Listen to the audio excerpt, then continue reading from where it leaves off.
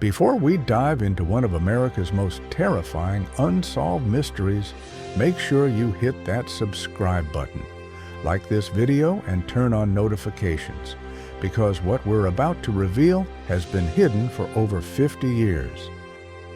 This is Crime Pulse Chronicles, where every case has a heartbeat. October 11th, 1969, 9:55 p.m., San Francisco. A yellow cab pulls up to the corner of Washington and Cherry Streets in the upscale Presidio Heights neighborhood. The driver, 29-year-old Paul Stine, has no idea these will be his final moments. Behind him sits a passenger who will become America's most infamous serial killer, the Zodiac killer. Within minutes, Paul Stine would be shot point blank in the head. But here's what authorities have tried to keep quiet for over 5 decades. Paul Stine wasn't just another victim. He was the key to catching the Zodiac killer, a chance that San Francisco Police Department catastrophically missed. And the cover-up that followed may have cost even more lives. To understand why Paul Stine's murder was so significant, we need to go back to where it all began. The Zodiac killer terrorized Northern California between 1968 and 1969, claiming at least 5 confirmed victims, though he bragged about killing 37. His reign of terror started on December 20th, 1968, in Benicia, when teenagers David Faraday and Betty Lou Jensen were shot to death on their first date. 6 months later, on July 4th, 1969, Darlene Ferrin and Mike Mageau were ambushed in a parking lot. Darlene died. Mike miraculously survived. Then, on September 27, 1969, Brian Hartnell and Cecilia Shepard were attacked at Lake Berryessa. Brian survived. Cecilia did not. But the Zodiac wasn't just killing, he was taunting authorities. After each murder, the killer sent encrypted letters to Bay Area newspapers, signing them with his now infamous symbol, a circle with crosshairs. He called himself Zodiac. His letters contained cryptograms, threats to kill again, and disturbing details only the killer could know. He threatened to blow up school buses.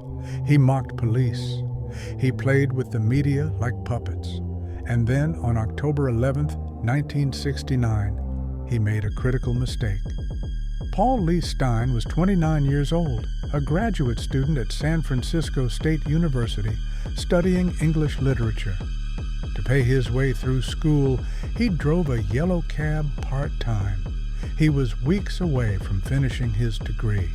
He had his whole life ahead of him. On the night of October 11th, he picked up a fare at the corner of Mason and Geary Streets in downtown San Francisco. The passenger asked to be taken to Washington and Maple Streets in Presidio Heights, an affluent residential neighborhood. Security footage and witness statements placed the taxi driving through the city around 9:30 p.m. But here's the first strange detail. The Zodiac didn't have Paul drop him off at the requested destination.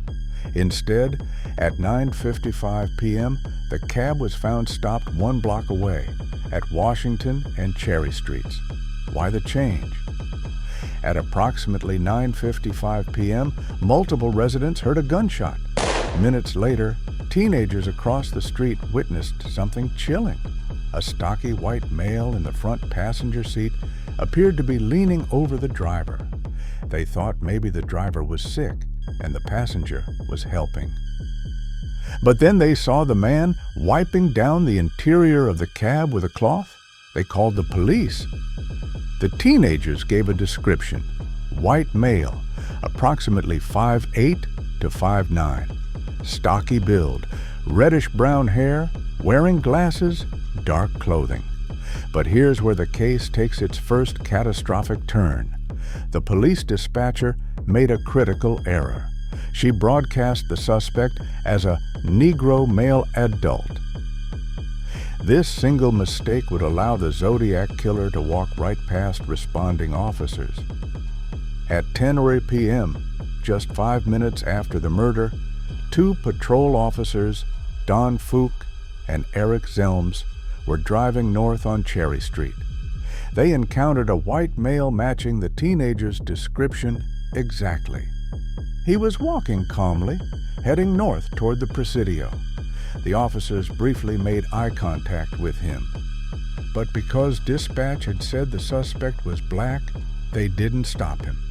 They let the Zodiac killer walk away. When officers arrived at the taxi, they found Paul Stine slumped over in the driver's seat.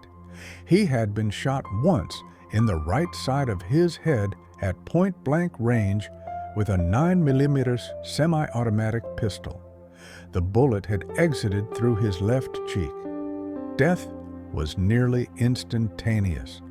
But the Zodiac had done something else, something that would become his signature taunt. The killer had torn off a large section of Paul Stine's shirt, approximately a 9-inch by 9-inch piece from the tail. He took it as a trophy, and 3 days later, on October 14th, the San Francisco Chronicle received a letter. It began with the chilling words, "This is the Zodiac speaking." Inside the envelope was a section of Paul Stine's shirt, proving the letter writer was the killer. The letter mocked police. "School children make nice targets. I think I shall wipe out a school bus some morning. Just shoot out the tires and then pick off the kiddies as they come bouncing out." He also referenced the officers who had seen him. "The cops didn't even catch me." He knew they'd let him walk away. Forensic analysis of the crime scene revealed several crucial details. The Zodiac had used Paul's shirt to wipe down the interior of the cab, attempting to remove fingerprints. But he missed a partial bloody palm print on the exterior of the taxi. Shell casings matched previous Zodiac murders. And most importantly, Paul Stine's murder broke the pattern. All of the Zodiac's previous attacks had been in secluded areas, lovers' lanes, remote lakesides, but Paul Stine was killed in the middle of an upscale residential neighborhood. Why the change? Some investigators believe the Zodiac was escalating, becoming bolder, more reckless. Others think he was specifically targeting San Francisco to embarrass the police department. Whatever the reason, this murder gave authorities their best chance to catch him, and they blew it. Based on the teenager's eyewitness account and Officer Fuch's brief encounter, police created a composite sketch. This sketch became one of the most recognizable images in true crime history. The Zodiac was described as white male, age 35-45, 5'8" to 5'9", tall, stocky build, approximately 180-200 pounds, reddish-brown hair, crew cut, wearing thick-rimmed glasses, navy blue or black jacket. The sketch was distributed nationwide. The case exploded in the media. For the first time, the Zodiac had struck in a populated area with multiple witnesses. The FBI joined the investigation. Tips poured in by the thousands. But despite the massive manhunt, the Zodiac disappeared. The FBI analyzed the letters, the ciphers, the handwriting. Psychiatrists created psychological profiles. The partial palm print was preserved, but fingerprint technology in 1969 was limited. DNA analysis didn't exist yet. Investigators interviewed thousands of suspects, including Arthur Lee Allen, a convicted child molester who owned a Zodiac brand watch; Richard Gaikowski, a newspaper editor with access to cryptography; Lawrence Kane, who had a history of violence against women; and dozens of others, but they couldn't make an arrest. The problem was evidence. While many suspects fit the profile, none could be definitively connected to the crimes. The Zodiac's letters continued sporadically through 1974, but the murders appeared to stop after Paul Stine. Or did they? Now, here's where the official narrative starts to fall apart. In 2007, former San Francisco Chronicle crime reporter Mike Kelleher published findings that raised disturbing questions about the Paul Stine investigation. According to Kelleher, critical evidence was mishandled or deliberately suppressed. First, the dispatcher's error. The description was broadcast as a black male suspect, the complete opposite of the actual killer. Was this truly a mistake, or was something more sinister at play? Officer Don Fook later claimed he saw the suspect but couldn't pursue because of the incorrect description. But documents uncovered decades later suggest Fook may have actually spoken to the suspect briefly. If true, why wasn't this reported immediately? Second, the crime scene itself.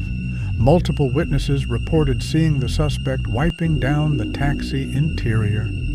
Yet a partial palm print was recovered from the exterior of the vehicle. Some investigators believe the Zodiac deliberately left this print as a taunt. Others suggest it may have been from someone else entirely. Why wasn't this resolved with more thorough testing? Third, and most controversial, the theory that Paul Stine wasn't a random victim. Some researchers believe the Zodiac specifically targeted him. Why? Paul Stine's route that night was unusual. He picked up the fare downtown, but ended up in Presidio Heights, a neighborhood he rarely serviced. The destination changed mid-ride, and there's another detail authorities have never fully explained. Paul Stine's cab was found with the meter still running, the engine on, and the driver's side door open. This suggests the killer exited quickly, possibly because he was interrupted. But by whom? Paul Lee Stine's murder remains the Zodiac's last confirmed kill. After October 11, 1969, the Zodiac's pattern changed. The letters continued. But the murders, at least the ones we know about, stopped. Why? Some believe the close call with police scared him into hiding. Others think he was satisfied with the level of fear he'd created. And some investigators believe he may have continued killing, but stopped taking credit. What makes Paul Stine's case so significant is this. It was the first time the Zodiac had multiple witnesses. The first time police came within feet of catching him. The first time solid physical evidence was collected in an urban setting. And yet, he escaped. If the dispatcher hadn't made that error, if Officer Fook had stopped the man on Cherry Street, if investigators had acted more quickly, the Zodiac's reign of terror might have ended that night. Instead, Paul Stine became a symbol of law enforcement's greatest failure. For decades, the Zodiac case went cold. But in recent years, advances in forensic technology have breathed new life into the investigation. In 2018, the Golden State Killer was caught using genetic genealogy. DNA from crime scenes matched to family members through ancestry databases. Could the same technique solve the Zodiac case? In 2020, investigators announced they were testing DNA evidence from the Zodiac letters and crime scenes. The partial DNA profile extracted is limited, but it's something. In 2021, a team of cold case investigators claimed they'd identified the Zodiac as Gary Francis Post, a convicted criminal who died in 2018. They based this on forensic analysis, witness statements, and physical evidence. But the FBI has not officially confirmed this identification. The case remains open. As of December 2025, the San Francisco Police Department and FBI still consider the Zodiac case active. New tips are investigated. New technology is applied to old evidence. And somewhere out there, the answer to Paul Stine's murder and the Zodiac's true identity may finally be within reach. Paul Lee Stine was more than just a victim in a famous case. He was a son, a student, a dreamer who wanted to be a teacher. His life was stolen by a coward who hid behind ciphers and taunts.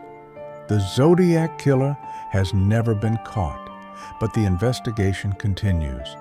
And perhaps one day, Paul Stine and the other victims will finally get the justice they deserve. Now we want to hear from you. Do you think Gary Francis Post was the Zodiac killer? Or is the real killer still unknown? Could modern DNA technology finally solve this case? Drop your theories in the comments below. Let's discuss the evidence. And if you want to explore more cases where justice remains elusive, check out the next investigation in the card above. If this investigation into the Zodiac's forgotten victim opened your eyes to how close we came to catching him, make sure you're subscribed to Crime Pulse Chronicles. Hit that like button and turn on notifications, because we're just getting started. Every Tuesday, Friday, and Sunday, we bring you the cases that refuse to stay buried. Coming up next, a billionaire heiress disappears on her wedding day, leaving behind a trail of lies, family secrets, and a fortune worth killing for. What happened to Catherine Blackwell? And why does her family refuse to talk? We're exposing the case the media buried. See you in the next investigation.